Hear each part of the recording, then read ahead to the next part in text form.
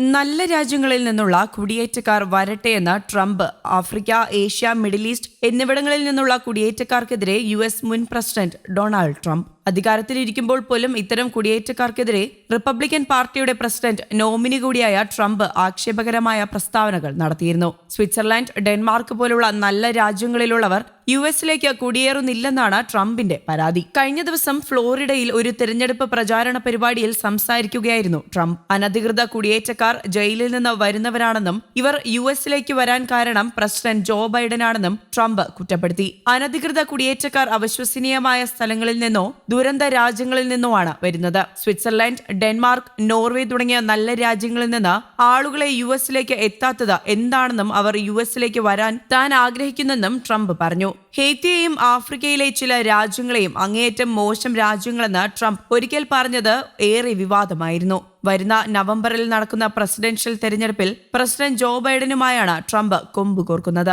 മിക്ക അഭിപ്രായ സർവേകളിലും ട്രംപിനാണ് മുൻതൂക്കം. മെക്സിക്കോ അതിർത്തി വഴി US-ലേക്ക് നടക്കുന്ന കുടിയേറ്റത്തിന്റെ പേരിൽ പ്രസിഡന്റ് ജോ ബൈഡനെ രൂക്ഷമായ ഭാഷയിൽ കടന്നാക്രമിച്ച് പ്രസിഡന്റ് ഡൊണാൾഡ് ട്രംപ് നേരത്തെ വിവാദത്തിൽ ഏർപ്പെട്ടിരുന്നു. അതിർത്തിയിൽ ബൈഡൻ രക്തച്ചൊരിച്ചിൽ നടത്തുകയാണെന്ന് അദ്ദേഹം ആരോപിച്ചു.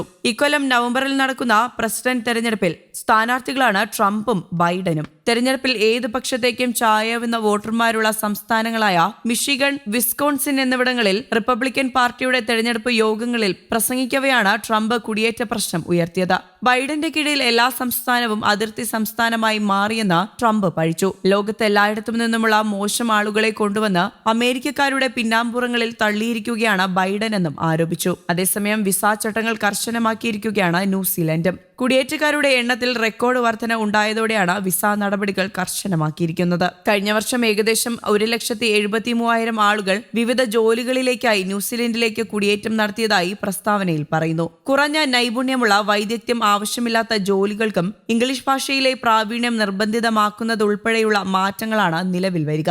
ഇത്തരം ജോലികളിൽ തുടർച്ചയായി തുടരാനുള്ള പരമാവധി സമയപരിധി 5 വർഷത്തിൽ നിന്ന് 3 വർഷമായി ചുരുക്കിയിട്ടുണ്ട്. അതേസമയം സെക്കൻഡറി അധ്യാപകർ പോലെയുള്ള ജോലികൾക്കെത്തുന്ന വിദഗ്ധരായ കുടിയേറ്റക്കാരെ നിലനിർത്തുന്നതിൽ സർക്കാർ ശ്രദ്ധ കേന്ദ്രീകരിക്കുമെന്ന് ഇമിഗ്രേഷൻ മന്ത്രി എറിക്ക സ്റ്റാൻഫോർഡിന്റെ ഓഫീസ് പുറത്തുവിട്ട പ്രസ്താവനയിൽ അറിയിച്ചു. വിദഗ്ധ ജീവനക്കാരുടെ കുറവ് അനുഭവപ്പെടാത്ത മേഖലകളിൽ തദ്ദേശീയർക്ക് മുൻഗണന നൽകും. അതേസമയം ന്യൂസിലൻഡിന്റെ അയൽരാജ്യമായ ഓസ്ട്രേലിയയിലും കുടിയേറ്റക്കാരുടെ എണ്ണത്തിൽ വൻ വർധനയാണ് ഉണ്ടായിരിക്കുന്നത്. അടുത്ത 2 വർഷത്തിനുള്ളിൽ ഓസ്ട്രേലിയ കുടിയേറ്റക്കാരുടെ എണ്ണം പകുതിയായി കുറയ്ക്കാനാണ് പദ്ധതിയിടുന്നത്. News desk, Kerala Kaumudi.